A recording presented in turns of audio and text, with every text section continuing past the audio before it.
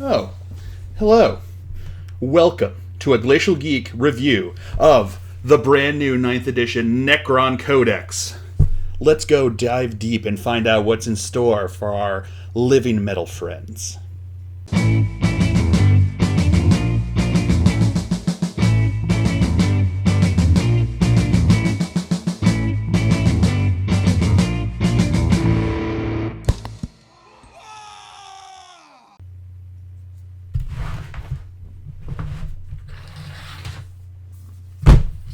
Bam, ladies and gentlemen, here it is. The new Codex for the Necrons here in 9th edition. From start to finish, this book is super cool. I mean, it's beautiful. I love the new designs for the covers. It's just super cool looking, and it gives the cool like battle worn look that they've got with the Necrons now with the new Dynasty and such like that. And I think it's super cool. Man, I've said super cool a lot now, but I'm really excited about these guys. I think they're going to be fun. They're one of my newest armies that I've got going on here since I bought. I've got the two halves from Indomitus, and I'll be expanding from there, so I'm super excited to be doing that.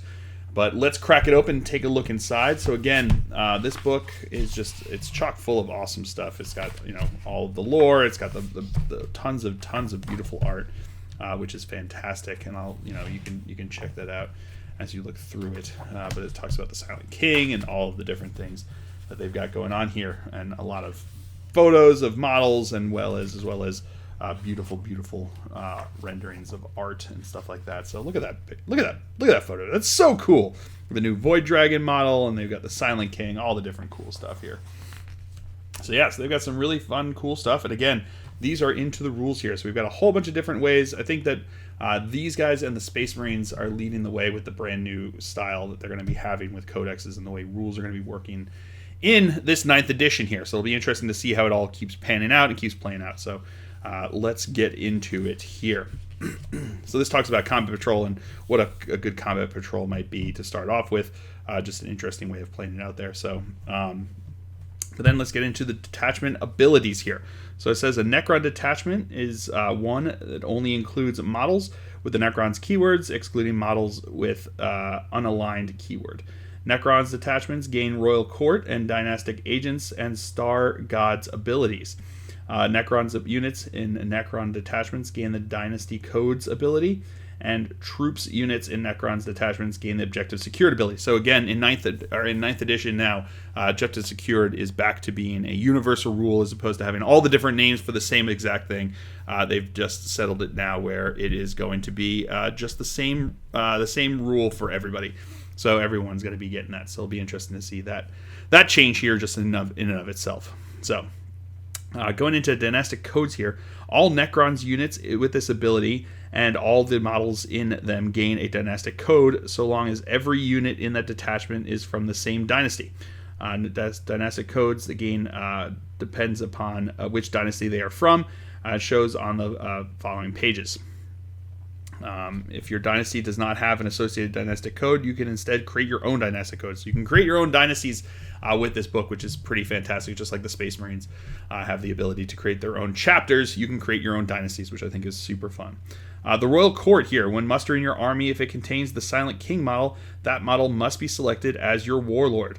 Otherwise, if your army contains a Pharaon model, that model must be selected as your Warlord.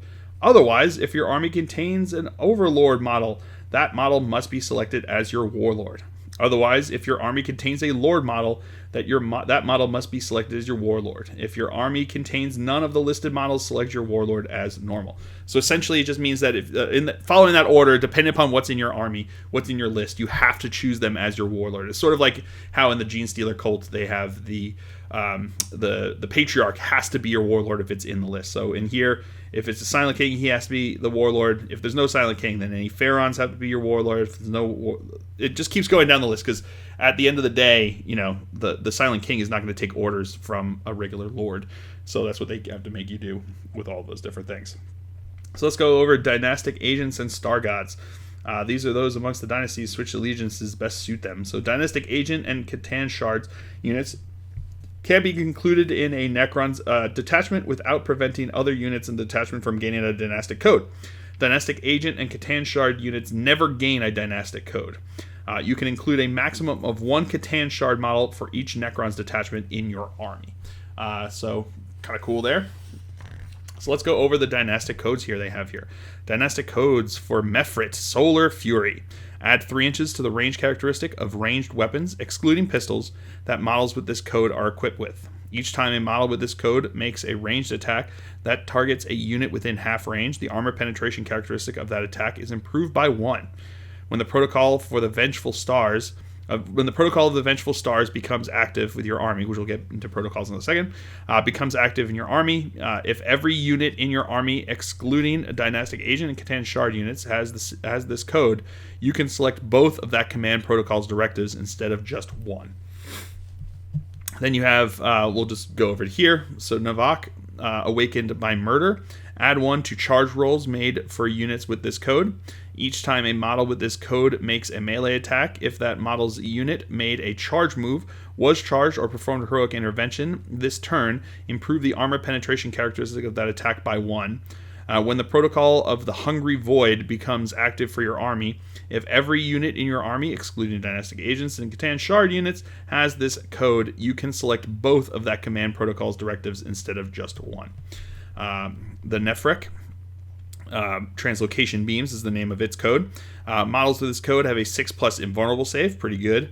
Each time a unit with this code advances, it can translocate. If it does, do not make an advance roll for it. Instead, until the end of the phase, add 6 inches to the move characteristic of models in that unit. If a unit translocates until the end of the turn, models in that unit cannot shoot. Each time a unit with this code falls back or translocates until the end of the phase, models in that unit can move across models and terrain as if they were not there. And when the protocol of the Sudden Storm becomes active for your army, if every unit in your army has this code, you can select both of that command protocol's directives instead of just one. And then you have Nikolic, Aggressively Territorial. Units in this code have the Objective Secured ability. If a model in such a unit already has this ability, that model counts as one additional model when determining control of an objective marker. It's pretty cool. Each time an attack with an armor penetration characteristic of -1 is allocated to a model with this code, if that model's unit is wholly within its controller's deployment zone, that attack has an armor penetration characteristic of 0 instead. And when the protocol of the Eternal Guardian becomes active for your army, you get both. Scissorakan, Uncanny Artificers. Each time a model with this code would lose a wound as the result of a mortal wound, roll a d6 and a 5+ feel no pain. 1 is not lost, so 5+ feel no pain for mortal wounds. Each time a unit with this code is selected to shoot or fight, you can reroll 1 wound roll when making the unit's attacks. When the protocol of the Undying Legions is in, you get both of them. And then Sawtek, Relentless Advance. Each time a morale test is taken for a unit with this code, you can reroll that test. Instead of following the normal rules for rapid-fire weapons, models with this code shooting rapid-fire weapons make double the number of attacks if the shooting model's target is within 18 inches. And when the protocol for the Conquering Tyrant is active, you get both of them. So the rerolling morale tests, Space Marines lost that. So they don't have that anymore. You now can get it if you're in range of one of their Ancients with one of the banners, but you don't just get it naturally anymore. So Space Marines are back down to normal. So that's a kind of a cool thing that they would gain fear, the old school, and they shall know no fear with the Sawtek there. So interesting ones they've got there. A lot of cool stuff that you can have going around there. But then you can make your own dynasty. So the way you make your own dynasty is you choose one dynastic tradition, and then you choose one circumstance of awakening. So you can choose one from this list, and then you choose one from this list. The only one you can't do is if you choose Vassal Kingdoms, which is basically you just use the dynastic code of the dynasty is listed in the previous page. So it's one of the regular. You could just basically, it's like, well, I'm not actually one of these dynasties, but I'm going to use the rules for that one. This allows you to do that if you want to do it, so you don't have to pretend that you're that dynasty. So you can just do your own that way. That's what Vassal Kingdom is. So let's start going over these. So you have a choice here, Eternal Conquerors. Unit with this code have the Objective Secured ability. If a model of such a unit already has this ability, model counts as one additional model for determining it. So much like I can't remember which one it was, one of the other ones they have that. You've got that one ability there you can choose from. Then you have Pitiless Hunters.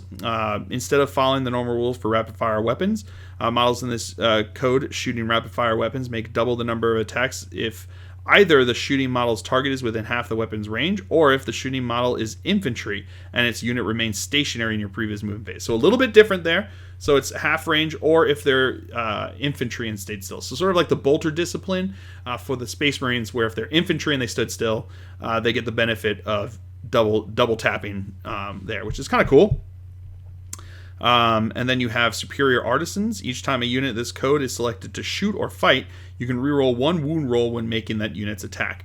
So sort of like the Salamander's new rules now for theirs. Then you have Rad Wreathed. Units with this code have the following ability: Rad Wreathed Aura. While an enemy unit, excluding vehicle units, is within 1 inch of this unit, subtract 1 from the toughness characteristic of models in that enemy unit. So that's kind of cool. You basically have the ability from the AdMech, what are they? The Vanguard? Is it the Vanguard have that ability that they just -1 toughness to units that they're within 1 inch of, which is kind of cool. I think that would be very exciting, especially if you do a very close combat-y style army there. And then you have Immovable Phalanx. Each time an attack with a damage characteristic of 1 is allocated to an infantry model with this code, unless that model's unit made a normal move, advanced, or fell back this battle round, add 1 to any armor saving throws taken against it. So basically, if they haven't moved, they get the benefit of and all is dust there from the Thousand Suns, which is kind of cool. Unyielding models with this code have a 6+ invul save, just like one of the other dynasties, part of the dynasties there. Contemptuous of the codes. Each time a model with this code makes an attack against a character unit, you can add 1 to the attack's hit roll. So +1 against characters, which is kind of cool. The Unmerciful Horde. Each time a morale test is taken for a unit with this code, you can reroll that test. So rerolling morale tests, which is, like I've said, is not as common as it had been previously. So that's kind of cool. Then you have Masters of the Martial. Each time a unit with this code is selected to shoot or fight, you can reroll 1 hit roll when making that unit's attacks. So rerolling hits, Master or Martial, and then you have the Superior Artisans reroll wounds. You can reroll 1 hit roll when you make those attacks.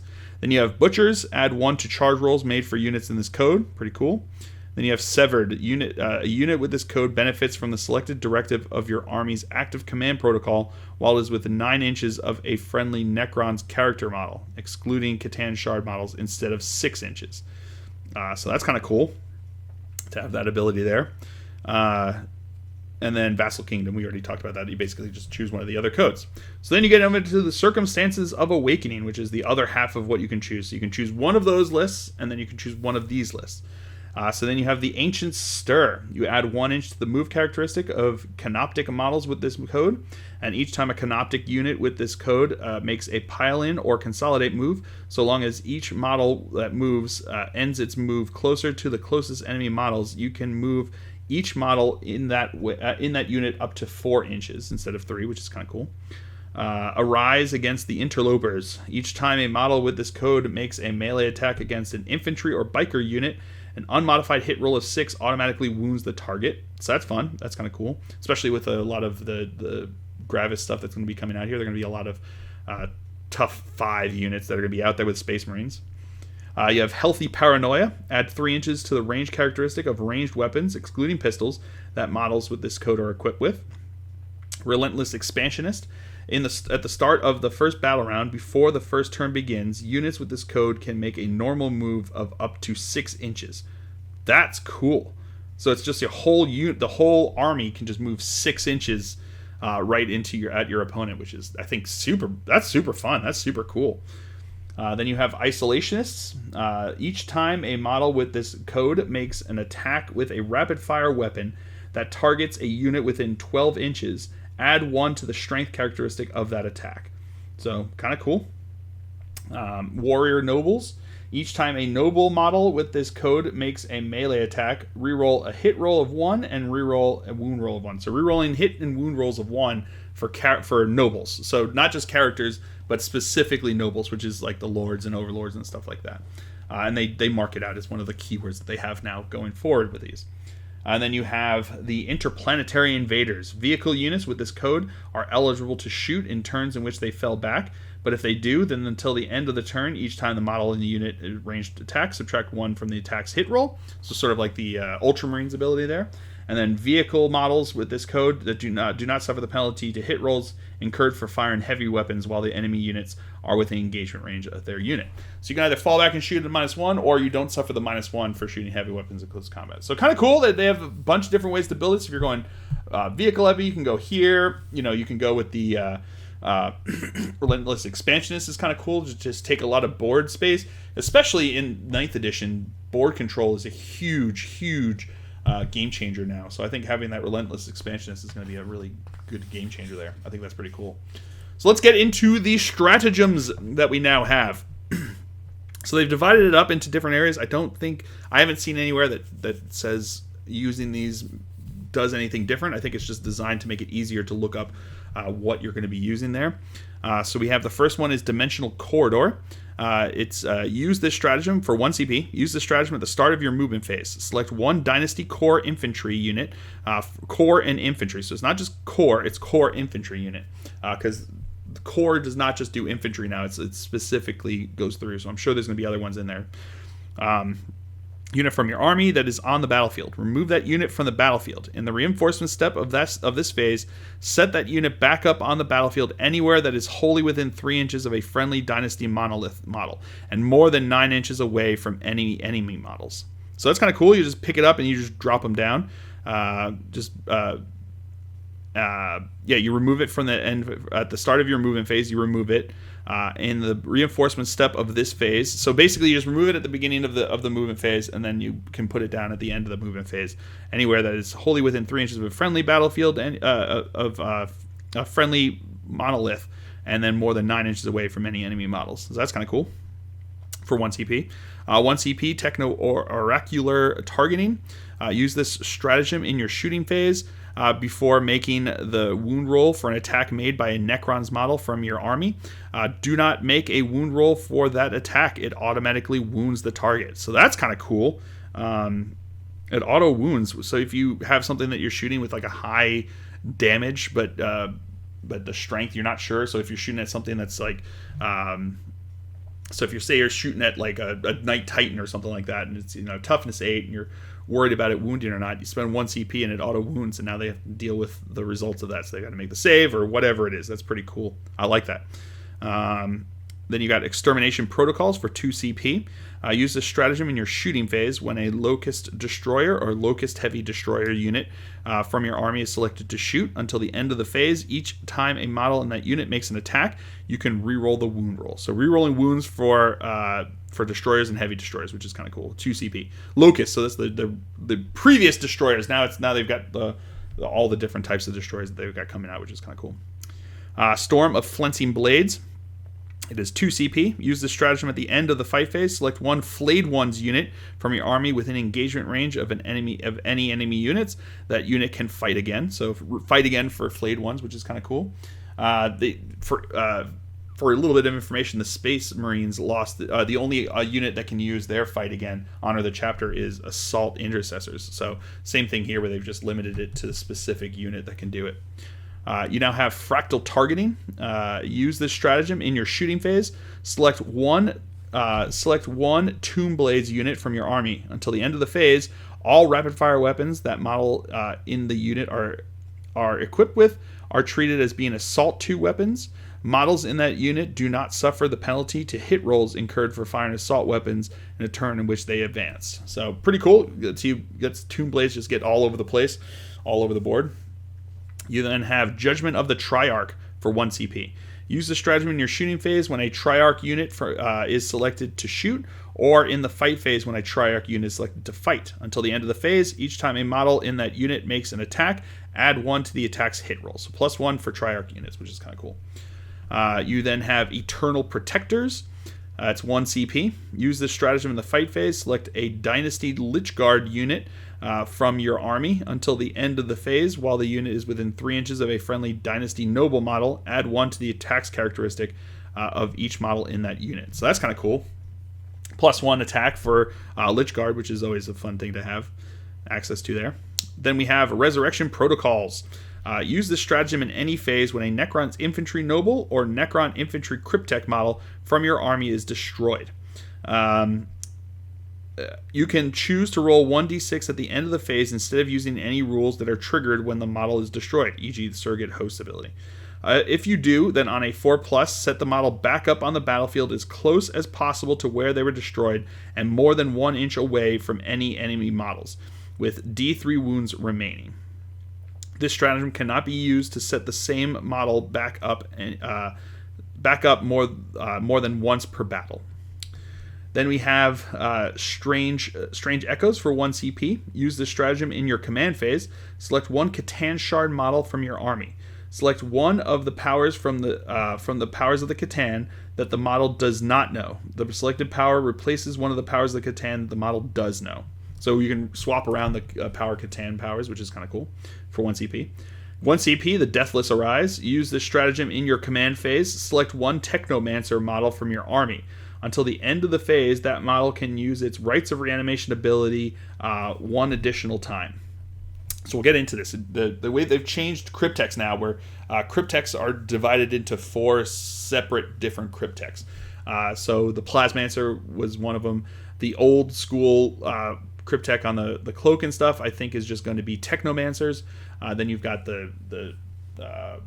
all the different. They've got 4 different ones. We'll get to that in a second when we get further on here. Dimensional Destabilization. Use the stratagem at the end of your movement phase when a C'tan Shard model from your army has used a power of the C'tan. Roll 1d6. That model can immediately use the corresponding power of the power. Use the corresponding power from the power of the C'tan, even if it has already been used this turn. If that model has the Titanic keyword, this stratagem costs 2 CP. Otherwise, it costs 1 CP. So C'tan Shard is 1 CP unless it's Titanic, then it's 2 CP. Then we have Entropic Strike. Use this stratagem in the fight phase when a C'tan Shard model from your army is selected. When a C'tan Shard army from your army is selected to fight until the end of the phase, each time a melee attack is made by that model, invulnerable saving throws cannot be taken against that attack. Oh, that's pretty cool. Some C'tan Shards that don't allow saving throws, invulnerable saving throws to be used. So that's kind of cool for 2 CP. I think well worth it.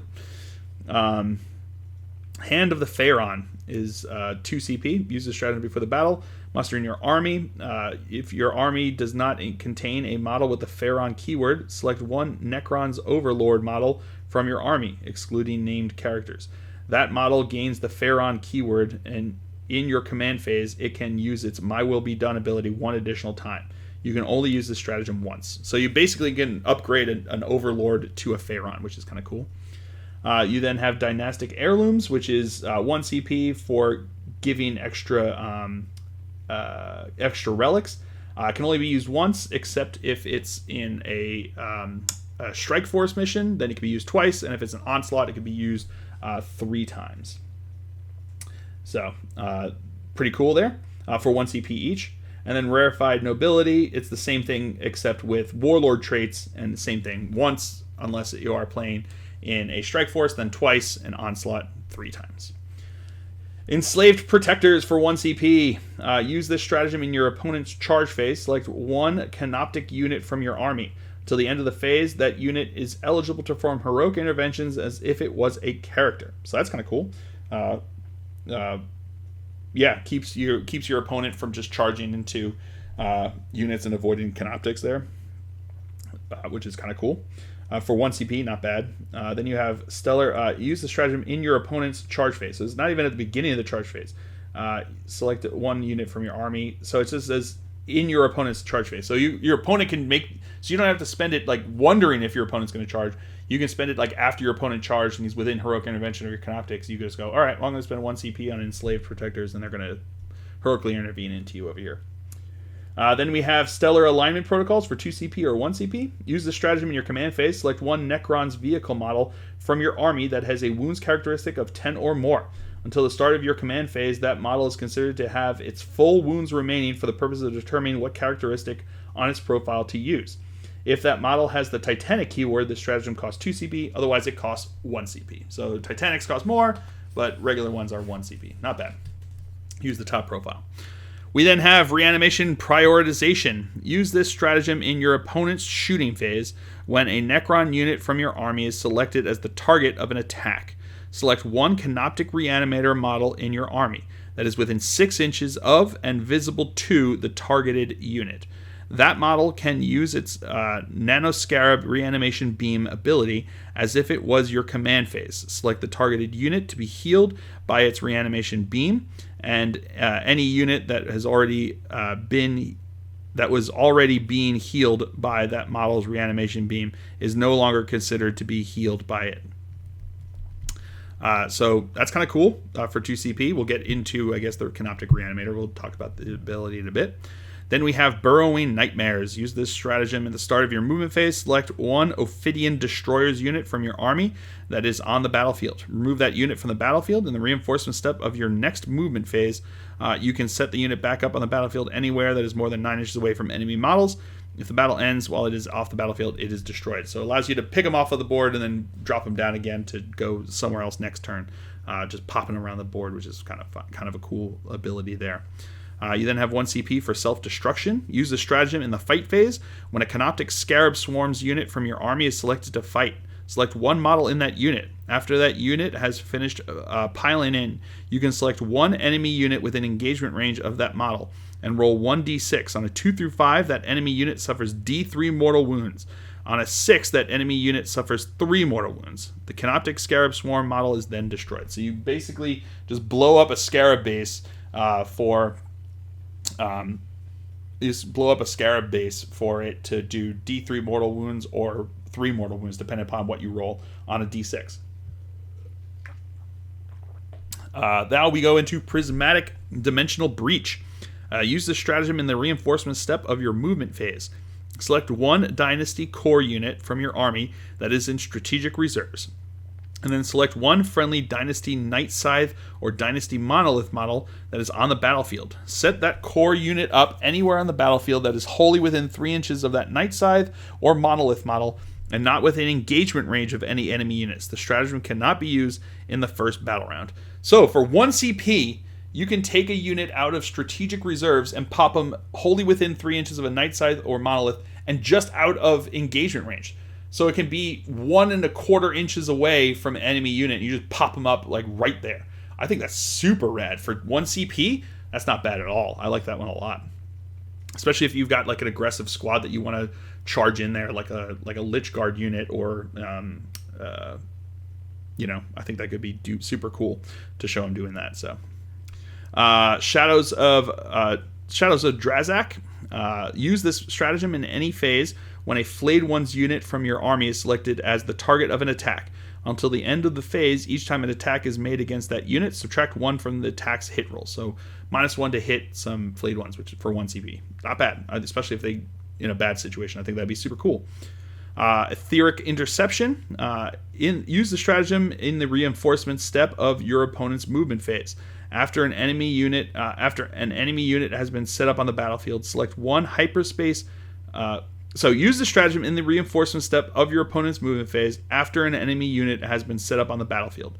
Select one Hyperspace Hunter unit from your army that is either on the battlefield or in hyperspace dimension or in strategic reserves.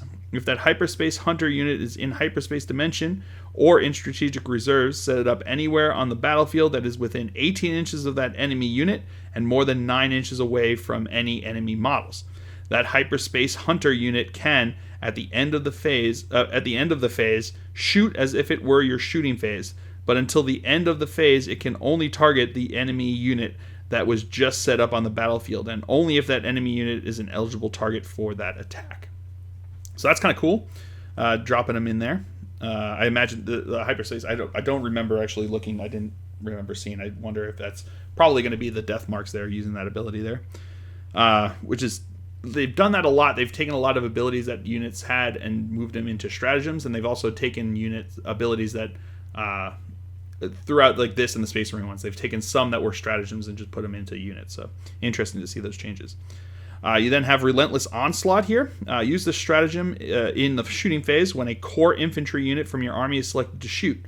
Until the end of the phase, each time a model in that unit makes an attack with a rapid-fire weapon, an unmodified hit roll of 6 scores 1 additional hit. So blowing up 6s with rapid-fire, which is kind of cool for 1 CP. Curse of the Pharaon. Use this stratagem in any phase when a Necron vehicle model from your army is destroyed. Do not roll to see if the model explodes. It does so automatically. If that model has the Titanic keyword, this stratagem costs 3 CP. Otherwise, it costs 1 CP. So just blow up the models. If they run them in there, blow them up in your opponent's face. Pretty fun. Auto-explode things are always fun to have. Atavistic Instigation. Use this stratagem in your shooting phase when a Doom Scythe model from your army is selected to shoot. After you select the target unit for that model's heavy death ray, select one enemy unit within 3 inches of that target. You can select the target itself if you wish. That enemy unit can otherwise brace or duck for cover. If the unit braces and it is not a vehicle or a monster unit, it suffers D3 mortal wounds. If that unit ducks for cover, then until the end of the turn, subtract 1 from the attacks characteristic of models in that unit, and that unit cannot fire Overwatch or set to defend. So it's kind of cool. You basically just shoot at this unit, and if they decide to brace, they take D3 mortal wounds. Otherwise, they lose an attack, and they cannot fire Overwatch, which is kind of cool. Revenge of the Doomstalker. Use this stratagem in any phase when a Dynasty character unit from your army is destroyed by an enemy unit. Select one friendly Dynasty Canoptic Doomstalker model from your army. At the end of the phase, that Canoptic Doomstalker model can shoot as if it were your shooting phase, but it can only target that enemy unit, and only if that enemy unit is an eligible target for that attack. Until the end of the battle, each time that Canoptic Doomstalker model makes an attack that targets that enemy unit, add 1 to the attack's hit roll. So for 2 CP, it allows the Doomstalker to just blow away a unit or shoot at a unit that just killed one of your characters. So that'd be kind of fun if you tempt out an enemy character to face them off there in close combat. Kills your character if he's more than 3 inches away. Boom, that Doomstalker can just shoot him. Disruption Fields for 1 CP. Use this stratagem in the fight phase when a Necron's core unit from your army is selected to fight. Until the end of the phase, add 1 to the strength characteristic of models in that unit. So kind of cool. Yeah, +1 strength is always fun to have. Then you have Disintegration Capacitors. Use this stratagem in your shooting phase when a Necron's unit from your army is selected to shoot. Until the end of the phase, each time a model in that unit makes an attack with a Gauss weapon, an unmodified hit roll of 6 automatically wounds the target. So 6 is auto wound with Gauss weapons, which is kind of cool for 1 CP. Then you have Malevolent Arcing. Leaping and coiling... Use this stratagem in your shooting phase when a Necron's model from your army targets an enemy unit with a Tesla weapon. After making the weapon's attacks, roll 1d6 for each other unit within 6 inches of that enemy unit. On a 4+, the unit being rolled for suffers 1 mortal wound. So pretty cool. Tesla weapons just doing electric things as they are wont to do. You then have Whirling Onslaught here. Use the stratagem in any phase when a Scorpek Destroyers or Scorpek Lord unit from your army is selected as the target of an attack. Until the end of the phase, each time an attack is made against that unit, subtract 1 from the attack's wound roll. So it's -1 to wound against Scorpek Lords or Scorpek Destroyers, which is kind of cool. Especially if you got them running in and you're trying to kill a whole bunch of stuff. That'd be really fun. I like that one. For 1 CP, not bad. Quantum Deflection. Use this stratagem in any phase when a Necron's Quantum Shielding unit from your army is selected as the target of an attack. Until the end of the phase, models in that unit have a 4+ invulnerable save. So, interesting there. That's for 1 CP. Then we have Solar Pulse. Use the stratagem in your shooting phase. Select one enemy unit. Until the end of the phase, each time a model in a Necron's unit from your army makes a ranged attack against the enemy unit, the target does not receive the benefits of cover against that attack. So it's ignoring cover for 1 CP. Pretty cool. Reconstitution Protocols. Use the stratagem in your command phase. Select one Ghost Arc unit from your army. To the end of the phase, each time that unit uses its Repair Barge ability, you can set up to D6 destroyed models back up on the battlefield instead of D3. So that's kind of fun. So a lot of these, the way they've talked about them, I mean, you've seen at this point, you've seen the changes to reanimation protocols. So there's a lot of different things that have the ability to work with reanimation protocols and bringing things back. So that is one of them there that they have there. So let's go over the Dynastic Stratagems. If your army includes one of those detachments, excluding auxiliary super heavy and fortification detachments, you gain access to the Dynasty Stratagems below. So for Mefrit, they gain Talent of for Annihilation. Use the stratagem in your shooting phase when a Mefrit unit from your army is selected to shoot. Until the end of the phase, each time a model in that unit makes an attack, an unmodified wound roll of 6 inflicts 1 mortal wound on the target in addition to any normal damage. A maximum of 3 mortal wounds can be inflicted per phase via this stratagem.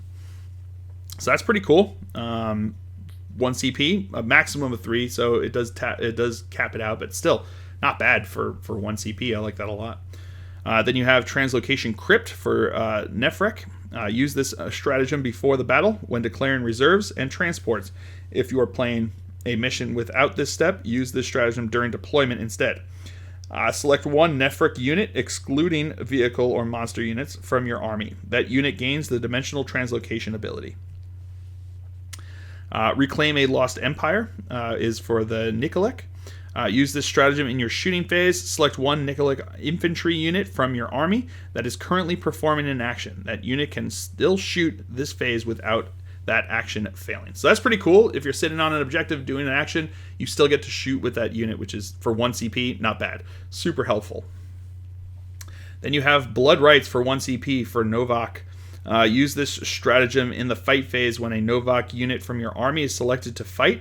Until the end of the phase, add 1 to the attacks characteristic of models in that unit. So +1 attack for 1 CP, which is pretty brutal. That would be pretty fun to be able to use. Then you have Methodical Destruction, which is Sawtek. Use this stratagem in your shooting phase after a Sawtek unit from your army has finished making its attacks. Select 1 enemy unit that was targeted by an attack made by a model in that unit this phase. Until the end of the phase, each time an attack is made by a model in another friendly Sawtek unit against that enemy unit, add 1 to the attack's hit roll. So +1 to hit against a unit that you've already damaged there, which is pretty cool. Empiric Damping, C'tan. So use this stratagem in your opponent's psychic phase when an enemy psyker attempts to manifest a psychic power within 18 inches of a C'tan unit from your army. Roll 1d6. On a 4+, the psychic power is denied. So 1 CP, 4+, you can deny a power, which is pretty awesome. I like that one. All right, so let's get into this. This is something brand new and super interesting here. You have the Cryptek Arcana. So essentially what this allows you to do is it allows you to upgrade your Crypteks with additional abilities and additional gear, essentially. This is not considered to be a relic. So named characters cannot be given Cryptek Arcana. Each Cryptek model can only have 1 item of Cryptek Arcana. An army or a Crusade force cannot include the same item or Cryptek Arcana more than once, and Cryptek Arcana are not considered to be relics for any rules purposes. This means a Cryptek model from your army can have both a relic and an item of Cryptek Arcana. So it's pretty cool. Essentially, the way it works is that you can't, the Cryptek Arcana, the Crusade force doesn't allow you to, you can't take it in the beginning. You have to use the Cryptek Arcana requisition, which gets involved in the actual rules for Crusade in this book here. So essentially what happens is depending upon what you want to give them, you increase their power level or their point level by whatever it says in the here. So it ranges everywhere from, for instance, it ranges everywhere from plus 15 points for cortical subjugation scarabs all the way up to 30 points for failsafe overcharger. And essentially you just increase by the level there. So let's go over what these are. So add a Vindicator. It's a Psychomancer model only. That's one of the other Crypteks. So the way, like I said before, I'll show you them here. But Crypteks now is not, Cryptek isn't a model anymore, isn't a unit anymore. Cryptek is a type of unit. And you have the Technomancers, Psychomancers, you have the Chronomancer, and you have the Plasmancer. So those 4 different units are all Crypteks, but now Crypteks are very specific in what they do. So the add of indicator here, Psychomancer model only. At the end of your movement phase, select one enemy unit, excluding vehicle units, within 18 inches of the bearer and roll 3d6. If the total is equal to or greater than the enemy unit's leadership characteristic, it suffers d3 mortal wounds. So pretty cool that you just at the end of your movement phase, you're just like, boop, d3 mortal wounds if I can roll higher than your leadership. So super good against like lower leadership stuff like guard or things like that. Maybe less so if you're fighting against another Necron dynasty, but still pretty cool. I like that one a lot. Then you have, and that's the add of indicator, so that would be plus 25 points to add onto your Psychomancer there. You then have Cryptogeometric Adjuster. At the start of your opponent's shooting phase, if you select one enemy unit that is within 12 inches of and visible to the bearer until the end of the phase, each time a model in that unit makes an attack, subtract 1 from the attack's hit rolls. So, start your opponent's shooting phase, you can select one enemy unit and within 12 inches, so they are -1 to hit then. So you choose them and they're -1 to hit. That's the Cryptogenetic Adjuster there. The Cryptogeometric Adjuster is 15 points, so it's one of the lower ends one there. Then you have Photonic Transsubjector. Once per turn, the first time a saving throw is failed for the bearer, the damage characteristic of the attack is changed to 0. So you have to do your saves one at a time until you fail, but the first time you fail it, that you would take damage, it's reduced to 0. That's pretty cool. I like that one a lot. And it's once per turn. So each turn, it starts back over again. So you fail it and go back, but then the beginning of the next turn, it can happen. So that's pretty cool. Dimensional Sanctum. The bearer gains the dimensional translocation ability. Then you have Cortical Subjugator Scarabs. Once per battle, at the start of the heroic intervention step of your opponent's charge phase, you can select one friendly dynasty unit within 6 inches of the bearer. Unless that unit is within engagement range of any enemy units, it can perform a heroic intervention as if it were a character. So once per battle, you can make allow a unit to heroically intervene, which is pretty cool. Of your opponent's charge phase. So basically, so when you would normally be able to do it, you can just make them do it, which is kind of cool. Contemporal Anemoines. This is a Chronomancer model only. If you're in your shooting phase, you can select one enemy unit within 18 inches of the bearer. Until the start of your next turn, have advance rolls and charge rolls made for that unit. So you select a unit in your shooting phase, you can select the unit, and you're like, that unit is going to be half its advance rolls and charge rolls made for that unit. So it can't move as fast, which is kind of cool. So normal movement phase, movement speed, but its charge rolls is halved and its advance rolls are half. So pretty cool. Then you have Failsafe Overcharger here. Technomancer model only. In your command phase, you can select one friendly Canoptic unit within 9 inches of the bearer. Until the start of your next command phase, add 3 to the attack's characteristic of models in that unit. If that unit is a monster or vehicle unit, add D3 to the attack's characteristic of models in that unit instead of 1. So that's kind of cool. I like that ability. Hypermaterial Ablator. In your command phase, if you select one friendly Dynasty Core or Dynasty Canoptic unit within 9 inches of the bearer, until the start of your next command phase, each time a ranged attack is made against that unit, if the attacker is more than 12 inches away, then the unit you selected is treated as having the benefits of light cover. So you basically can give light cover more than 12 inches away for attacks that come from more than 12 inches away to one of your Dynasty Core in your command phase. So you select one each command phase. Dynasty Core or Dynasty Canoptic unit. Then you have Quantum Orb, a Plasmancer model only. Once per battle in your command phase, the bearer can activate the item of Cryptek Arcana. If it does, select 1 point on the battlefield anywhere within 24 inches of the bearer and place a marker on that point. At the start of your next command phase, roll 1d6 for each unit within 6 inches of the center of that marker, subtracting 1 if the unit being rolled for is a character. On a 4 through 5, that unit suffers d3 mortal wounds, and on a 6, that unit suffers 3 mortal wounds. The marker is then removed. So it's basically like an orbital bombardment, except it sits there for an entire turn. Once that turn comes back around, though, you then do what you have. So essentially, what you are doing is you might want to put that on your opponent's objective that they're sitting on with a whole bunch of units, and then it makes them make a decision if they are going to move outside of that 6 inches, or are they going to hope that they don't get the mortal wound. So it does do damage. I mean, doing D3 and 3 mortal wounds is pretty good. But the biggest thing it does is it then makes your opponent think about it if it wants to risk taking those wounds or not. So yeah, pretty awesome stuff there. I think that's pretty cool.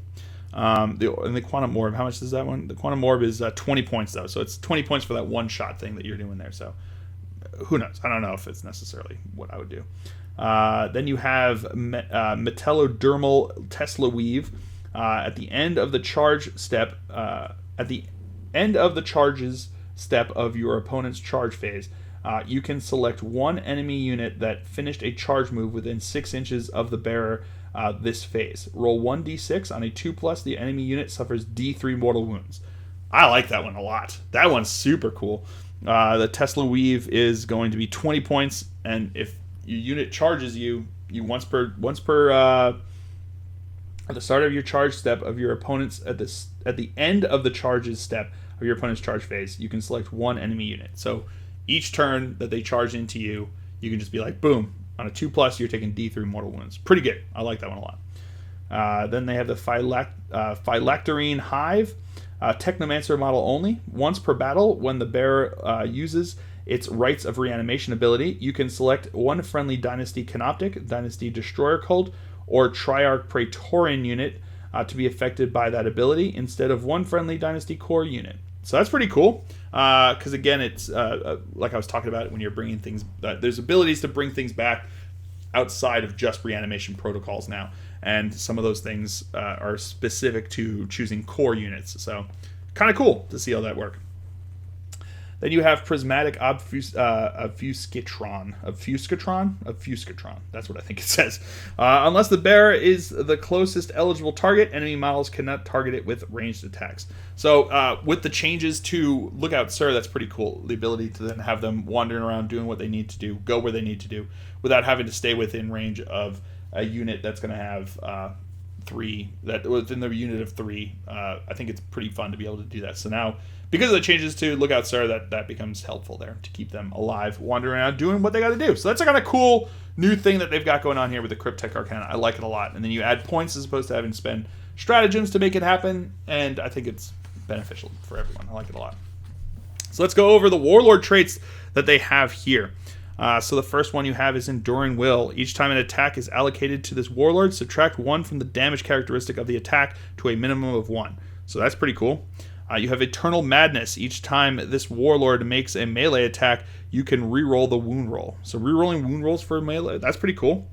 Immortal Pride. Each time this Warlord would lose a wound as the result of a mortal wound, roll 1d6. 5+ the wound is not lost. This Warlord has the following abilities. Immortal Pride Aura. While a friendly Dynasty Core unit is within 6 inches of this model, each time a combat attrition test is taken for that unit, ignore any or all modifiers. So ignoring the modifiers for combat attrition, which is pretty cool. Thrall of the Silent King. Add 3 inches to the range of this Warlord's aura abilities to a maximum of 9 inches. In addition, when this Warlord uses its My Will Be Done, the Lord's Will, or Adaptive Strategy abilities, you can select one friendly Dynasty Core unit within 12 inches of this Warlord instead of 9 inches. So that's kind of cool. Then you have Implacable Conqueror. While a friendly Dynasty Core unit is within 6 inches of this Warlord, you can reroll charge rolls made for that unit. I like that one a lot. Rerolling charge rolls is always a good thing to have. And then you have Honorable Combat. In the fight phase, each time this Warlord is selected to fight, it can engage in Honorable Combat. If it does, select one enemy character unit until the end of the phase. Add 2 to the attacks characteristic of this Warlord, but it can only make attacks that target that enemy character unit. So that's pretty cool. I like that. +2 attacks is always nice, especially against some of these characters that you can face. Then we have Dynastic Warlord traits. These are specific to each of the dynasties that you choose. So for Mefrit, they have Merciless Tyrant. Add 1 to the strength and attacks characteristic of this Warlord. The Nephrek, Skin of Living Gold. Each time an attack is made against this Warlord, subtract 1 from the attack's hit roll. So -1 to hit against them, which is pretty cool. Nikolic is at the start of the fight phase. If this Warlord is within engagement range of any enemy units, it can fight first that phase. So that's pretty cool. So it's fighting first. So it's it's if you charged in and then you didn't kill the enemy units and you're still engaged, next turn your opponent or if no, sorry, if your opponent charged into you and you weren't able to kill them, the next turn in the fight phase, they would have initiative to be able to choose that unit since they're already engaged. And whoever's turn it isn't, which would have been your turn, they would have the choice, could start first. But now with that one, he can actually attack, which is pretty cool. Then you have the Navak, Blood-Fueled Fury.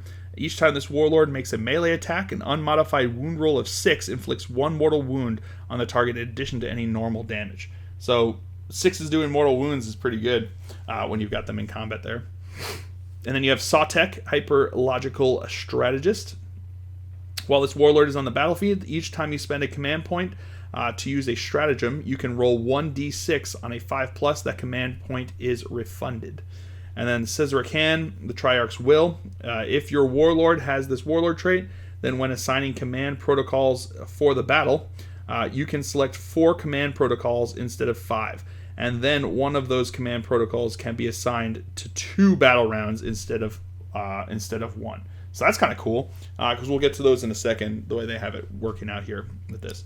And then named characters and Warlord traits. So named characters have specific Warlord traits they have to have. So the Silent King has to have the Triarch's Will. Imhotep the Stormlord has to have Hyperlogical Strategist. Nemesis Zandrika has Eternal Madness. Vargard Orberin, Honorable Combatant. Illuminator Caesaris has Enduring Will. Orakan the Diviner has Immortal Pride. Enrakir the Traveler, Implacable Conqueror. And Trazing the Infinite, Enduring Will. So that's what they have to choose, those ones. Let's get into the relics now for the Necrons here. We can start off here with Orb of Eternity.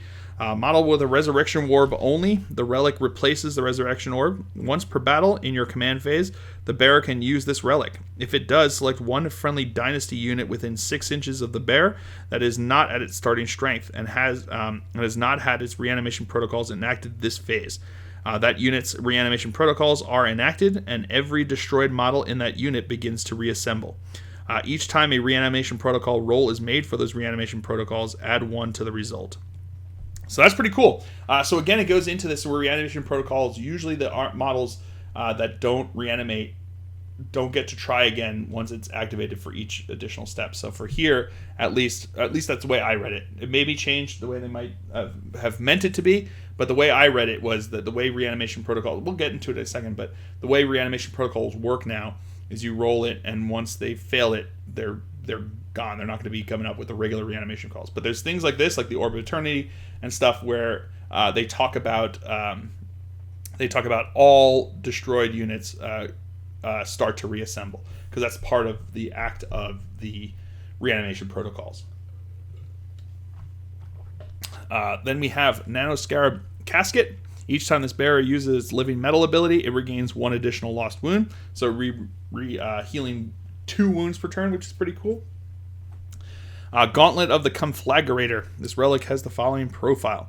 Gauntlet of the Conflagrator, Pistol 1. Each time an attack is made with this weapon, that attack automatically hits the target.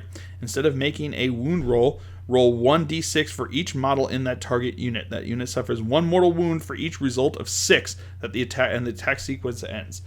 So that's pretty cool for 12-inch range there. If you shoot that into large groups, they shoot that into like a 30-man boy squad from Orcs boy squad, and all of a sudden now it's like every 6 that you roll does a mortal wound to them for that. That's pretty cool. I like that a lot. I think that could be fun, especially if you're going against something like Orcs or Gene Stealer Colt, or even Guard, if you've got a bunch of Guard infantry units. I think that'd be cool. Then you have Veil of Darkness. Once per battle in your movement phase, the bearer can use this relic. If it does, the bearer's unit and up to 1 friendly Dynasty core unit within 3 inches of the bearer can be removed from the battlefield and set back up anywhere on the battlefield that is more than 9 inches away from the enemy models. If 2 units are set back up on the battlefield using this relic, both units must be placed wholly within 6 inches of each other. So, kind of cool. Then you have Voltaic Staff, model with this staff of light only. The model replaces the staff. Shooting becomes 18 inches, assault 4, strength 6, AP minus 2 damage.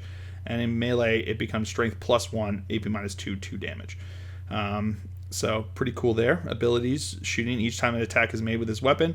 An unmodified hit roll of 6 scores 2 additional hits. So that's fun. That's a cool one. Then you have Void Reaper. Models with a Void Scythe or War Scythe only. The relic replaces Void Scythe or War Scythe and has the following profile. Strength +2, AP -4, 3 damage. And each time attack is made with this weapon, rules that ignore wounds cannot be used. So you cannot, feel no pains against these, which is really cool. I like that. Especially if you're going against something like Death Guard or something that has a whole lot of it. Then you have Sempiternal Weave. Infantry Noble model only. Add 1 to the toughness and wounds characteristic of the bear. So pretty cool. Wounds and toughness is always nice to have. Arrow of Infinity, model with a Tachyon arrow only. The relic replaces the Tachyon arrow.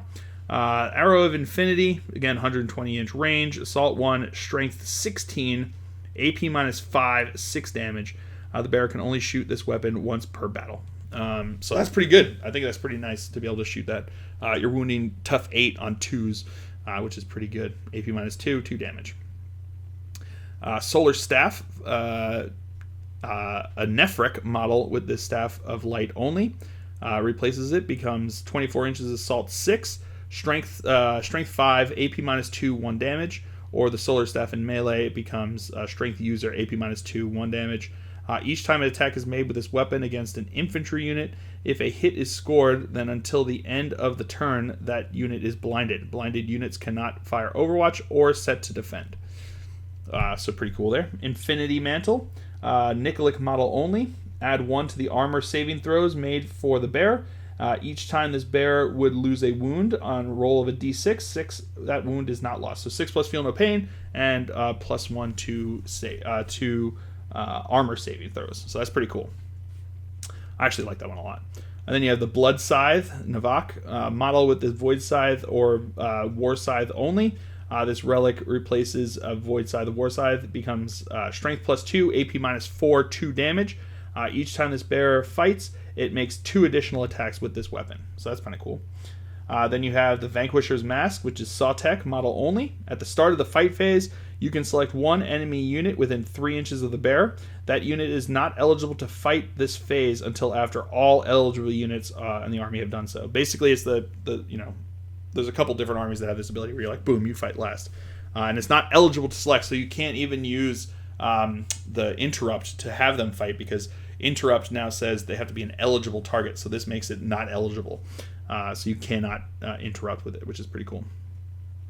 And then the Sovereign Coronal, C'tan Noble model only. The bearer has the following abilities. Command Wave Amplifier, while a friendly C'tan unit is within 9 inches of the bearer. That unit benefits from the selected directive of your army's active command protocol while it is within 9 inches of a friendly Necron's character model, excluding C'tan Shard models, instead of 6 inches. And then Synthetic Cortex Enhancer, while a friendly C'tan core unit is within 9 inches of the bear, that unit benefits from both directives of your army's active command protocol instead of just the selected one. So, pretty cool there. I like that. Because command protocols, I think, are going to be pretty cool going forward. So then you've got the powers of the C'tan here. So you've got Antimatter Meteor, roll 1d6, adding 1 to the roll if this C'tan shard is a Tesseract Vault. On a 3 through 5, the closest enemy unit that is within 24 inches of and visible to the C'tan shard suffers 3 mortal wounds. And on a 6+, the unit suffers d3 plus 3 mortal wounds. Times Arrow, select 1 enemy unit within 18 inches of and visible to this C'tan shard. Roll 1d6, adding 1 to the roll of the C'tan shard if the C'tan shard is a Tesseract Vault. If the total equals or exceeds the wounds characteristic of any models in that enemy unit, your opponent selects one of those models to be destroyed. So, pretty cool there. Sky of the Falling Stars. Select up to 3 enemy units within 24 inches of this C'tan shard. For each of those units, roll 1d6 on a 1 through 5. If the dice result is less than the number of models in that unit suffers d3 mortal wounds. If the C'tan shard is a Tesseract Vault, that unit suffers 3 mortal wounds from this power instead of d3. So pretty cool. Then you have Cosmic Fire. Roll 1d6 for each enemy unit within 9 inches of the C'tan shard. On a 4+, that unit suffers D3 mortal wounds. If the C'tan Shard is a Tesseract Vault, unit suffers 3 mortal wounds from this power instead of D3. Seismic Assault. Select one enemy unit within 18 inches of and visible to the C'tan Shard. Roll 1d6 for each model in that unit, adding 1 to the roll if this C'tan Shard is a Tesseract Vault. For each 6+, the unit suffers 1 mortal wound to a maximum of 10 mortal wounds. Pretty brutal. That could be pretty brutal. And then you have Transdimensional Thunderbolt. Select one enemy unit within 24 inches of and visible to this C'tan Shard. An enemy character unit with a wounds characteristic of 9 or less cannot be selected for the power whilst it is within 3 inches of another enemy unit, unless that character unit is the closest visible enemy unit. Roll 1d6 on a 2+, that unit suffers D3 mortal wounds. Then roll 1d6 for each other enemy unit within 3 inches of the selected unit. On a 4+, that unit suffers 1 mortal wound. If this C'tan Shard is a Tesseract Vault, roll for each other enemy unit within 6 inches of the selected unit instead of 3. And then you have unique C'tan powers. C'tan Shard of the Deceiver, Cosmic Insanity. Select one enemy unit within 12 inches of and visible to the C'tan Shard. Roll 1d6 and add this C'tan Shard's leadership characteristic to the result. Your opponent then rolls 1d6, adds their leadership characteristic to the of the selected unit to the result. The enemy unit suffers 1 mortal wound for each point by which your total exceeds your opponent's. So that's pretty brutal. That's pretty good. C'tan Shard of the Nightbringer, Gaze of Death. Select one enemy unit within 9 inches of and visible to this C'tan Shard. Roll 3d6s. For each 4+, that unit suffers D3 mortal wounds. And then you have C'tan Shard of the Void Dragon, Voltaic Storm. Select one enemy unit within 18 inches of and visible to this C'tan Shard. An enemy character unit with a wounds characteristic of 9 or less cannot be selected for this power while it is within 3 inches of another enemy of another enemy unit, unless that character unit is the closest visible enemy unit. Roll 1d6 on a 2+. That unit suffers D3 mortal wounds. It suffers D6 mortal wounds instead if it has the vehicle keyword. And until the start of your next turn, if that unit is a vehicle whose characteristics change as it loses wounds, then it halves the number of wounds it has remaining when determining what characteristic to use. So pretty cool. I like these ones. I like that last one. That's kind of cool. The Deceiver and the Nightbringer ones seem like super powerful, destructive there. But the C'tan Shard of the Void Dragon seems pretty brutal as well. And it's just like basically you're just turning off enemy vehicles, which I think is kind of an interesting way to work there. Then you have these rules. So these are now these are going to be different secondaries that you can choose if you were running Necrons in these missions. So instead of choosing the other ones, you can choose these ones. So there's a No Mercy, No Respite, a Battlefield Supremacy, and a Shadow Operations one. So the No Mercy, No Respite, score 3 victory points at the end. So this is Code of Combat. Score 3 victory points at the end of the battle for each enemy unit that was destroyed by a Necron's Noble unit from your army. So each one of the Nobles kill, you get 3 points for, which is kind of cool. So if you're going to characters hunting other units, that's what would be useful there. Then you have Battlefield Supremacy, Purge the Vermin. Oh, there's 2 different choices in this one. It says Purge the Vermin. Score 2 victory points at the end of your turn for each table quarter that does not have any enemy units, excluding aircraft units, wholly within it. This objective cannot be scored in the first battle round. So that's kind of cool. If you think you're going to be holding your opponent into the... So if you have that ability, the one that allows you to just move up the field, you can basically take control of 2 sections there. So if you can do that, you're going to be scoring...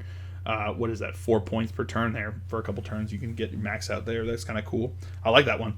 And then you have the Treasures of Eons. If you selected the secondary objective, then after both sides have finished deploying, your opponent selects 3 objective markers on the battlefield. Score a number of victory points in the end of your turn if you control 1 or more of those objective markers as shown in the table below. Number of selected objective markers you control. If you control 1, you score 2 points. If you control 2, you score 3 points. And if you control all 3 of them, you score 5 points. So that's kind of cool, especially if you got board control again with your army there. Then you have the Shadow Operations ones, Ancient Machineries. If you selected the secondary objective, then after both sides have finished deploying, starting with your opponent, the players alternate selecting objective markers that are not within any player's deployment zone to be ancient machinery objective markers until 3 objective markers have been selected. If there is only one such objective marker, then only that objective marker is an ancient machinery objective marker. Necron's core or Necron canoptic units from your army can attempt the following actions. Awaken ancient machinery. At the end of your movement phase, one or more Necron's core, Necron canoptic units from your army can start to perform this action. Each unit from your army that starts to perform the action must be in range of a different ancient machinery objective marker. A unit cannot start this action while there are any enemy units, excluding aircraft, in range of the same objective marker. The action is complete at the end of your next command phase, provided the unit attempting the action is still within range of the ancient machinery objective marker. Score 3 victory points each time a unit from your army completes the awakened machine. So that's pretty cool. I like that one. A very thematic action that you can take there. So then the Crusade rules. I'm not going to lie. I don't know enough about Crusade to talk about it. The only thing I will point out is, so they've got all the different stuff here. So they've got new agendas, requisitions, battle traits, dynastic epithets.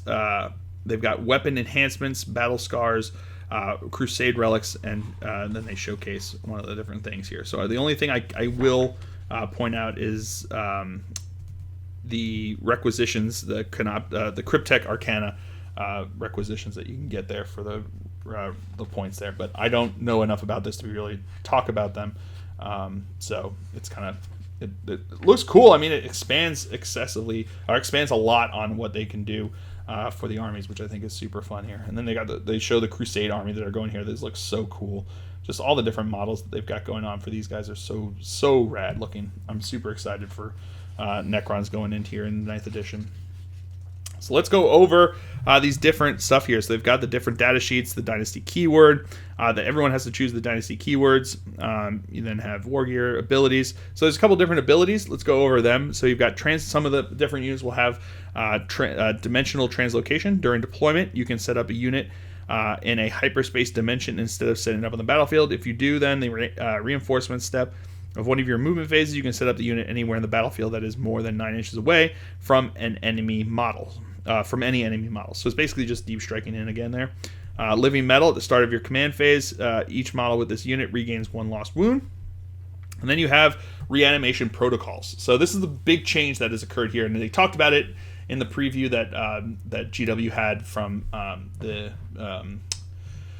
community page there. But essentially what they've changed it here is that each time an enemy unit shoots or fights after it makes its attacks, if any models from this unit were destroyed as a result of those attacks, but this unit was not destroyed, this unit's reanimation protocols are enacted, and those destroyed models begin to reassemble. So it's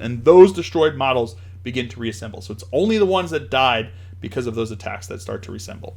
Each time a unit's reanimation protocol is enacted, make reanimation protocol rolls for that unit by rolling a number of d6 equal to the combined wounds characteristic of all the reassembly models. So all the models that have died, you take their wounds characteristic and you roll a d6 for each wound.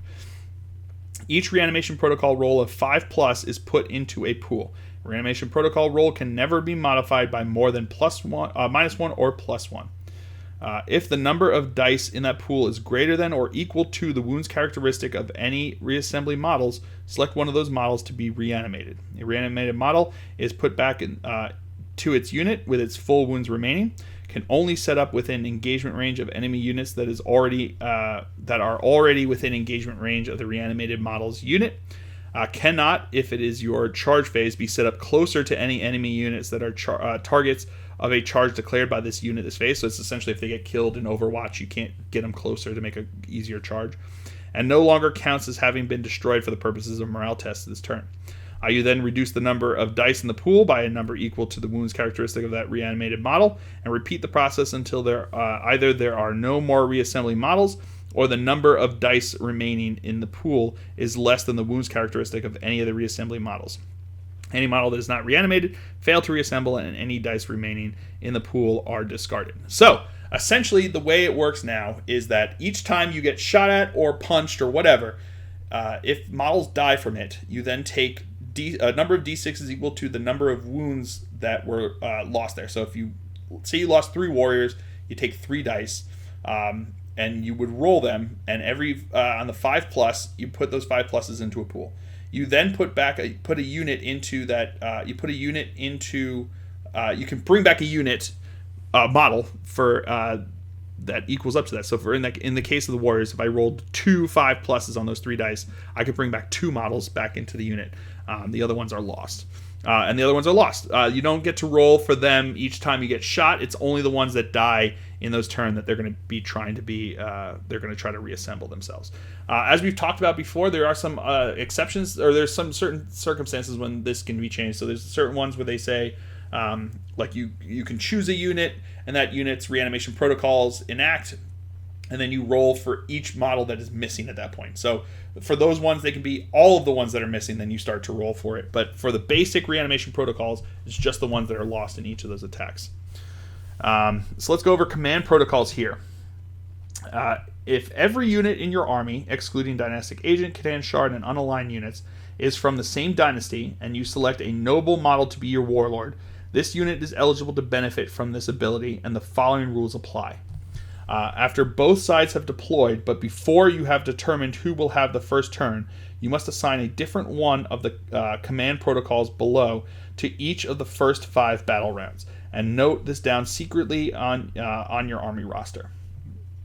Example, Matt's army is led by the Overlord, a noble, and every model in it is the same dynasty. Therefore, he must assign command protocols and select the following, writes them down. Battle round 1, Sudden Storm. 2, Sudden Storm. And blah, blah, blah. So then at the start of each battle round, if any noble units from your army are on the battlefield, the command protocol that you assign to that battle round becomes active for your army until the end of the battle round. Each command protocol is made up of 2 directives. When a command protocol becomes active to your army, reveal it to your opponent and select one of the directives. Until the assigned command protocol stops being active, while a unit that is eligible to benefit from this ability is within 6 inches of a friendly Necron character model, excluding C'tan Shard models, that unit benefits from the selected directive. If the battle lasts for more than 5 battle rounds, then until the end of the battle, whichever command protocol was active in the 5th battle round remains active. The available command protocols are shown below. So there's 6 here, and you choose 5 of them. Or if you have that other ability that they talked about before, you choose 4 of them, and then you can do one of them twice. So protocol of the Eternal Guardian. Directive 1, it says each time an attack is made against this unit, if it did not make a normal move, advance, or fall back this battle round, this unit receives the benefit of light cover. Directive 2, each time an enemy unit declares a charge against this unit, if this unit is not within engagement range of any enemy units, it can either hold steady or set to defend. If it holds steady, then until the end of the phase, any Overwatch attacks made by models in this unit score hits on unmodified rolls of 5+ instead of 6. If it sets to defend, then until the end of the phase, it cannot fire Overwatch. But until the end of the next fight phase, each time a model in the unit makes a melee attack, add 1 to the attack's hit roll. So it just basically gives them the ability to Overwatch or set to defend, which is kind of cool. Or hold steady or set to defend. So without having to be getting the benefits of the cover that would provide that otherwise.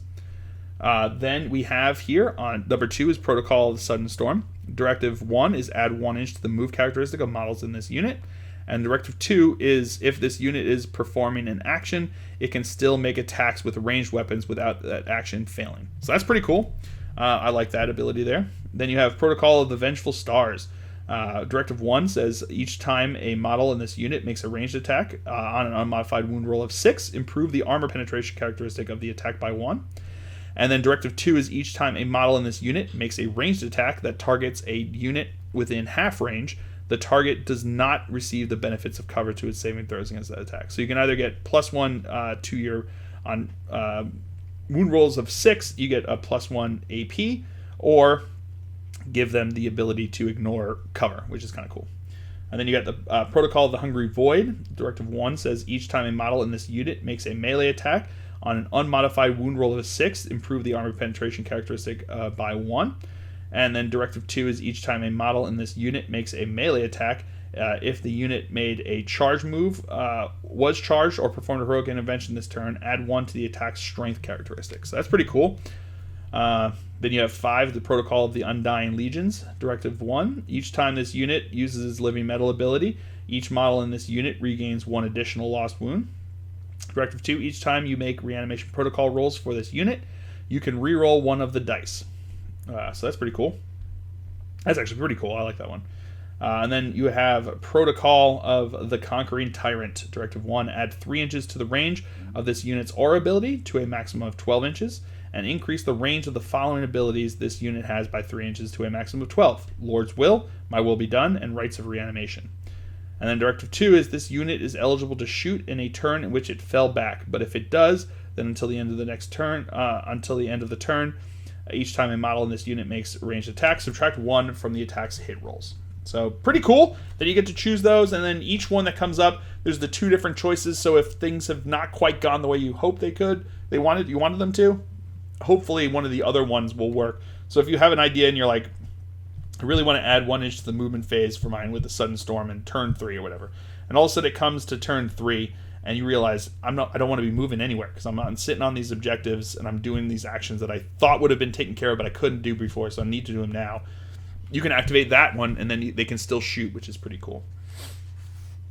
So yeah, I think it gives a lot of versatility. It does require you to think ahead of time, but it does give you flexibility in figuring out what you want your battle to do. So this is sort of like these are sort of like the doctrines for the Space Marines, except you have the ability to choose when each of them come up. So let's start going into all of the characters here. So I don't know if a whole lot of them have changed, but we'll take a look at some of the powers that we have here. My Will Be Done for Ematech the Stormlord you have here. In your command phase, you can select 1 friendly C'tan core unit within 9 inches of this unit until the start of your next command phase. Each time a model in that unit makes an attack, add 1 to the attack's hit roll. Each unit can only be selected for its ability once per phase. So it's a similar thing, but it also goes now into the core stuff, which I think we'll start to go through with a lot of these guys, just finding out what their core abilities and how a lot of that has changed with a lot of these guys here. They've got a lot of them here.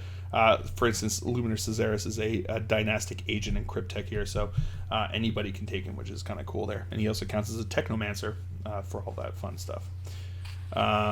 So looking through here, so this is Royal Warden. He doesn't have the noble ability here, but the Nemesis, he does have the noble keyword here. For instance, Royal Warden isn't a noble. Doesn't have the noble there. Cryptek Lord also isn't a noble, but he is a character. That's Cryptek Lord. Then you have the Locust Horde here. Again, not noble, but he does have a character, all these different ones. Then you have the regular Lord, who is a noble. Does have that ability there because he is a Lord. And he's got the reanimation. Let's take a look at the reanimation orb here. Once per battle in your command phase, the bear can use its resurrection orb. If it does select 1 friendly dynasty unit within 6 inches of the bear that is not at its starting strength and has not had its reanimation protocols enacted this phase, that unit's reanimation protocols are enacted, and every destroyed model in that unit begins to reassemble. So in that case, for instance, say someone shot at my 10-man warrior unit, killed 5 of them in the first attack. I would then roll the 5 dice to see if any of them come back because of regular reanimation protocol. Say 2 of them came back, so there's now 3 that are now dead. They shoot at them again with a different unit, kill 2 units. I would only roll 2 dice because I don't roll for the other 3 that failed before. But now all that goes through, and now we go into the next phase. It's the beginning of the next phase, and I'm down to like 2 guys there, but I don't like what's happening there because I failed really bad on my reanimation rolls. I can now activate the resurrection orb once per battle. It's in your command phase, so it'd have to be in the command phase. So say they survive, they come down, and now that unit is back to my command phase, and I've got 1 model left in there because I did really bad with all the rolls there. I now can roll as though with all of them for all of the destroyed models in that unit to begin reassembling. So now I would roll for all 9 others that died previously, and I would roll to get them back with that resurrection orb once per battle round. So it's more like the old school reanimation comes from the reanimation orb there, is what it does. But it's once per battle for them there. versus the other ones that they have. So that's what I'm talking about with the reanimation protocols, is that the basic reanimation protocols has changed, and in my thought is kind of like a, for one wound models is it's a better feel no pain, essentially what it is, because if that, you know, if you shoot a warrior in the face with a las cannon, it doesn't matter if it's 6, if it's 6 damage, feel no pain, you would have to roll 6 5-ups to get it. But now you don't have to roll 1 from getting shot in the face with that. It does hurt multi-wound units that have the reanimation protocols there, but I think it's fine.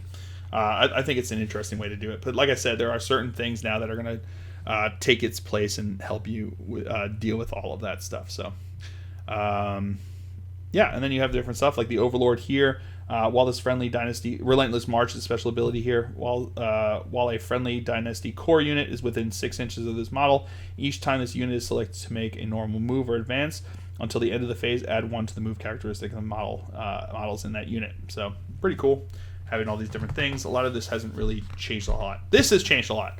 So these are the Crypteks. So there's 4 different types of Crypteks now. You got the Technomancer, you got the Chronomancer, you got the Psychomancer, and you got the Plasmancer. The Technomancer is the previous one that, like, you would think of the Cryptek. So for instance, they show him up here, the one with the Canoptic cloak that they have here. So the one that came in Forgebane, that guy is going to be a Technomancer, and he has Dynastic Advisors. Oh, the Dynastic Advisors for all of these guys have it. It's if your army is Battleforged, then for each Cryptek unit, excluding Dynastic Agents units, so excluding what is it, Caesaris, right? Illuminator Caesaris, included in this detachment that also contain at least 1 noble unit, a selected Cryptek.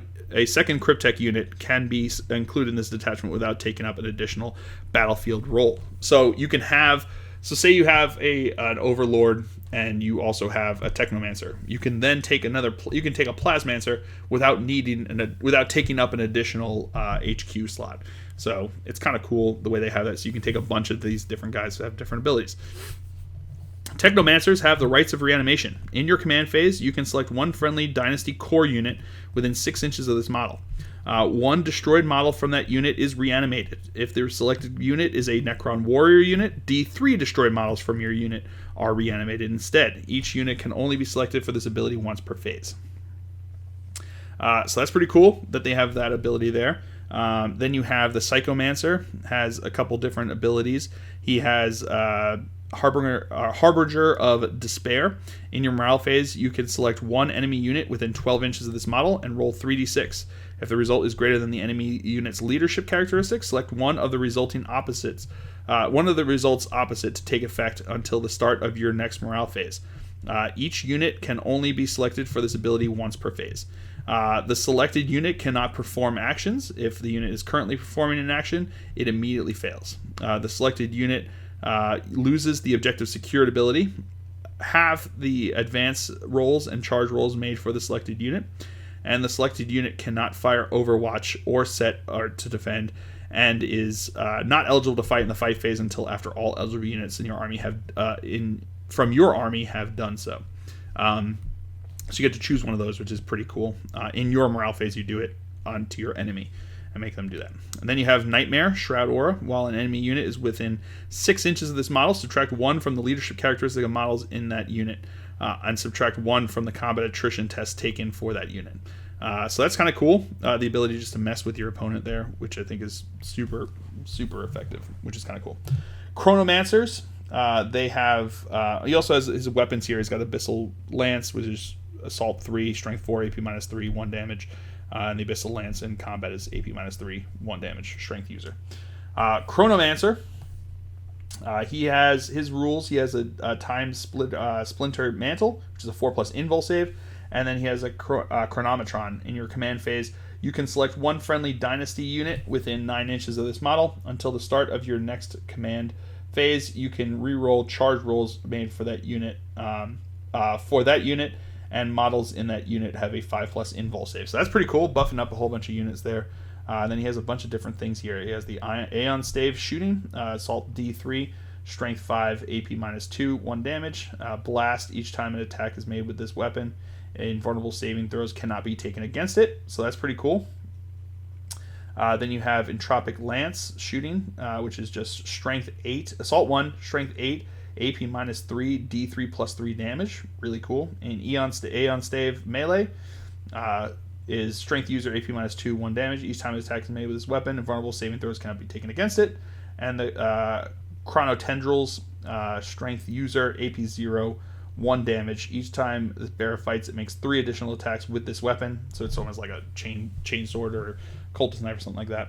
But 3, and then the Tropic Lance melee is strength user, AP minus 3, 3 damage. So pretty cool. Then you have the Plasmancer, which is the same one that you have from before.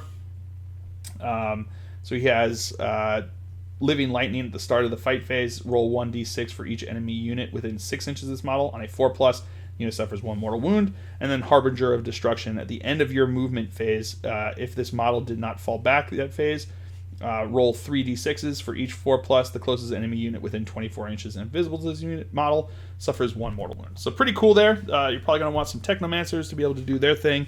But yeah, otherwise I think it's pretty cool what he has the ability to do there.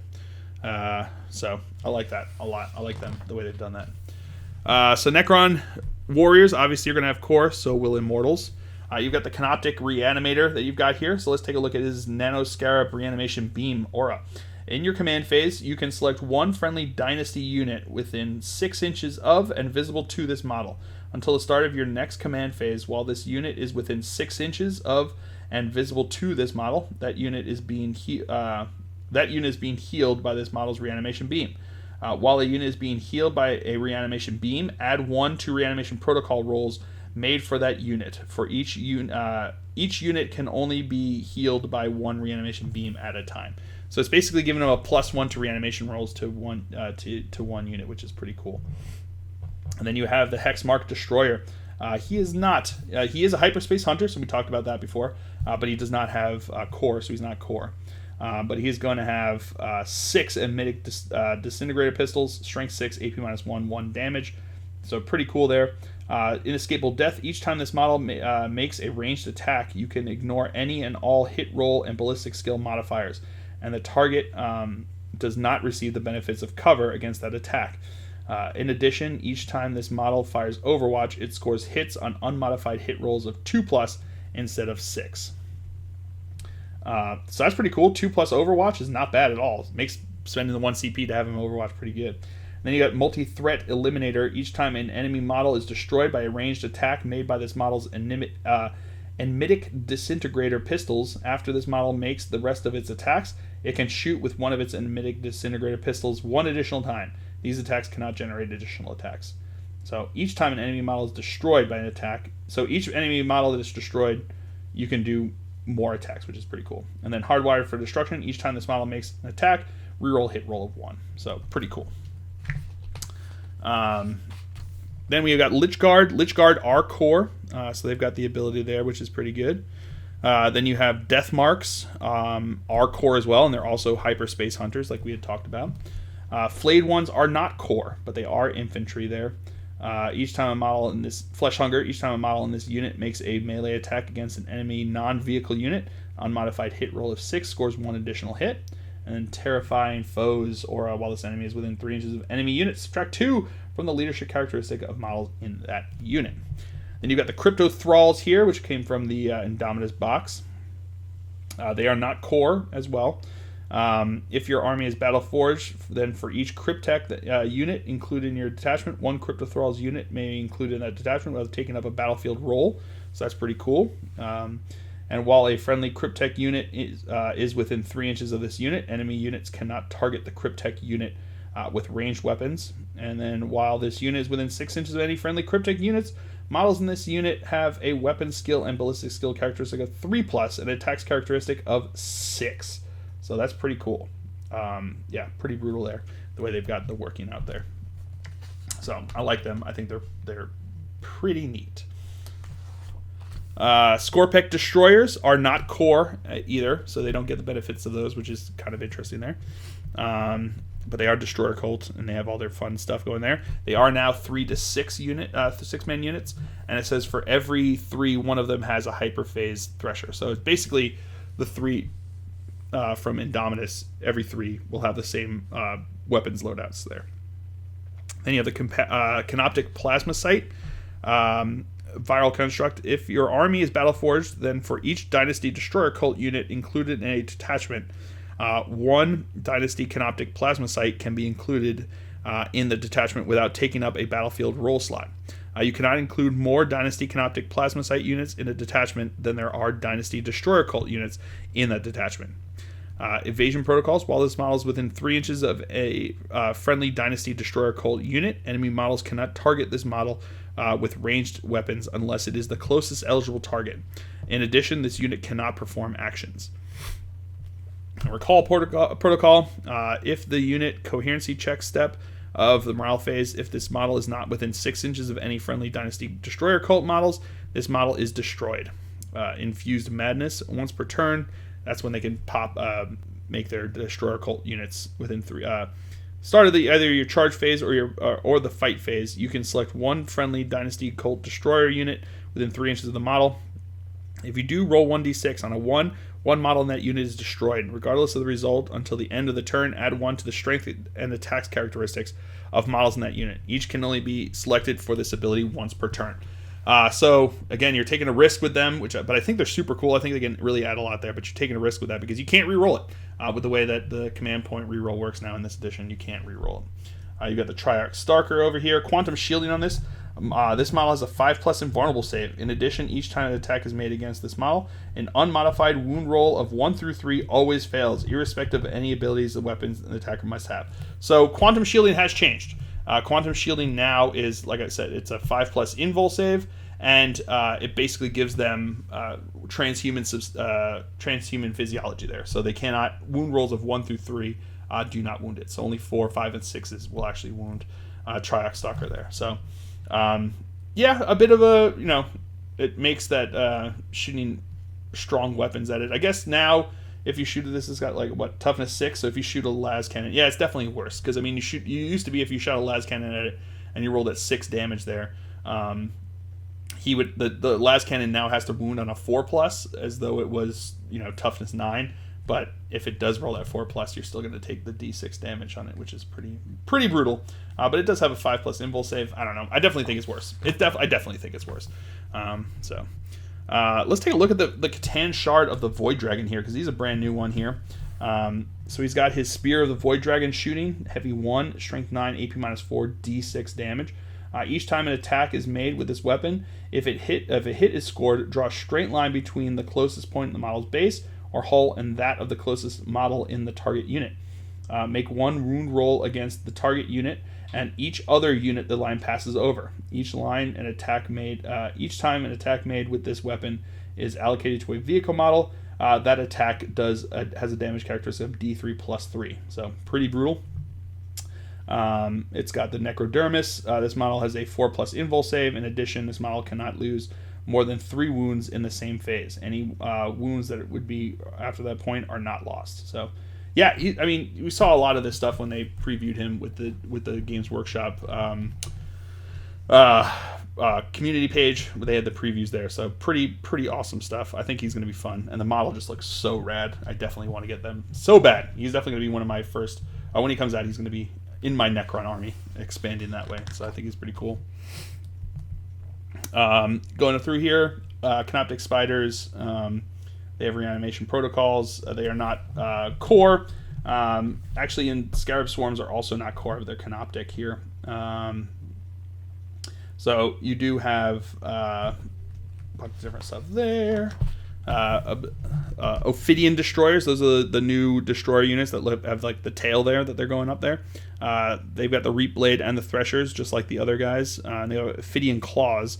Each time the bearer fights, it makes 2 additional attacks with this weapon. Is strength user, AP -1, 1 damage. Hardwired for destruction, Hyperphase Reap Blades, Whip Coil Bodies. Each time a melee attack is made against this unit, subtract 1 from the attack's hit rolls. So that's kind of cool. So it's got -1 to hit against it, which is kind of cool. Tunneling Horrors. During deployment, you can set this unit up underground instead of setting it up at the battlefield. If you do, then during reinforcement step of your movement phase, you can set up a unit anywhere on the battlefield that's more than 9 inches away. So basically, it's just a deep strike, which is pretty cool as well. Triarch Praetorians are also not core. Canoptic Wraiths are not core, so there's a lot fewer core. Tomb Blades, though, are core, so they will benefit from all the different stuff that talks about core units. Annihilation Barge, obviously, is not core, and its Quantum Shielding is exactly like the other one, so that's the way the new Quantum Shielding is now. Locust Destroyers are not core either. They're Destroyer Cult models. I think Destroyer Cult is kind of treated separately there. And Heavy Destroyers, Locust Heavy Destroyers are also... So Locust Destroyers can also take Heavy Destroyers. That's why they show them there. And Locust Heavy Destroyers are also not core. So that's kind of interesting the way they got that working out there. Then you've got the Canoptic Doomstalker over here. His weapon there is low power, is heavy D6, 24 inches, strength 8, AP minus 2, D3 blast, or 48 inches, heavy D6, strength 10, AP minus 5, D6 damage blast. The bear can only make this attack with profile, reanimation, remain stationary during the previous movement phase.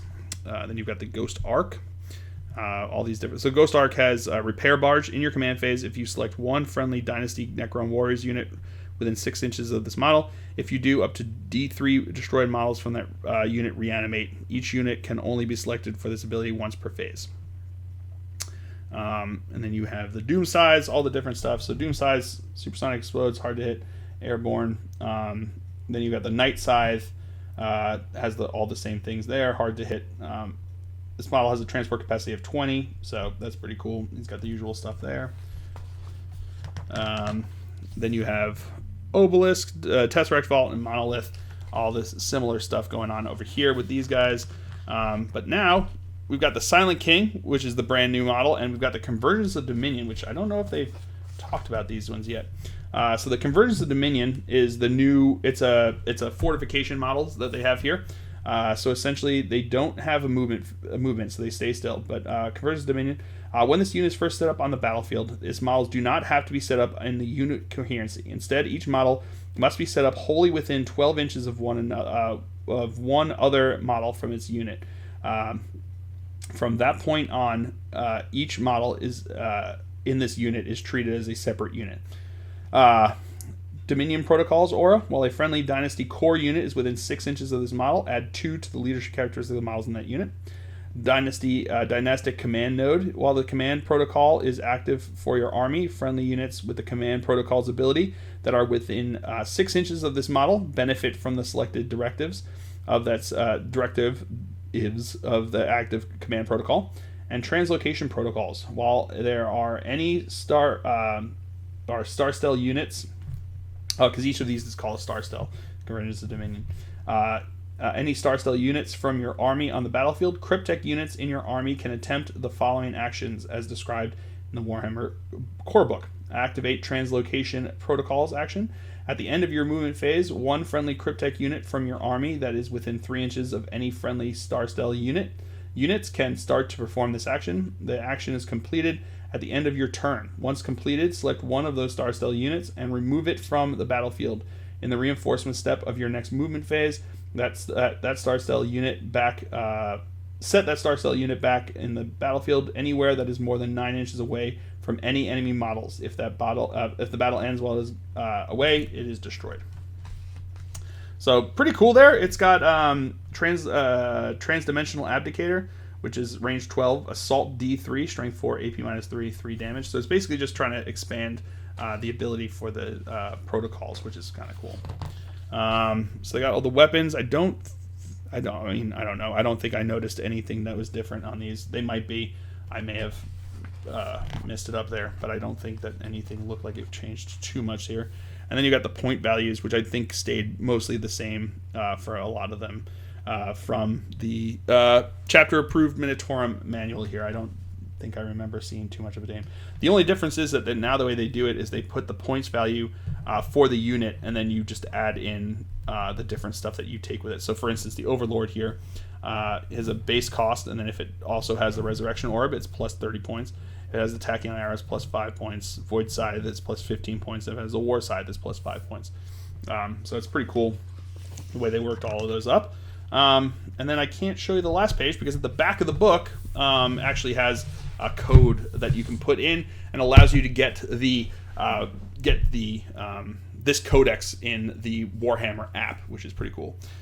So that's the new Necrons that are going to be here in 9th edition. I am super excited for them. I know that they had some things that changed. I think reanimation protocol is not quite as strong as it had been, but now the fact that it's kind of like a feel no pain means it's going to be harder for multiple units to really weather them down. So you can't have like 5 different units shooting at them and then charging in and try to kill them off before you get any kind of reanimation protocol.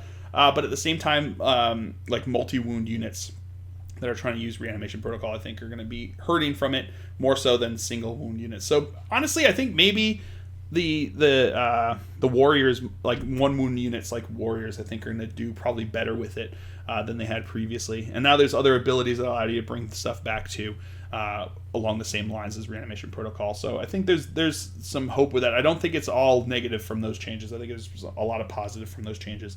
I do think that the changes to quantum shielding is a bit of a nerf to them there, but I think at the end of the day, what I've noticed with what GW is doing is that they're changing a lot of the rules that people had issues with. So they did the same thing with the Space Marine abilities. A lot of the things that were really upsetting, that were just, that the community at large had issues with, I think they've made changes to them so that they aren't as detrimental to the community and detrimental to the game. I think they've done a pretty good job of changing them around like that. So I don't think the Necrons weren't going to escape that swath of change with a lot of those things, because I think a lot of the issues that got changed in this, I think, were taken with that. I also like the directions they've gone with the Crypteks and how they've changed with those, and the Cryptek Arcana, I think, is going to be super cool and fun to use, and varying them up a bit there. And I just think the new units they have coming out are going to be super sweet. I can't wait to get up there and just start punching people with my living metal. So, I hope you guys have all enjoyed this. I certainly have. I have been Phil, the Glacial Geek, as always. And until next time, stay safe and have fun.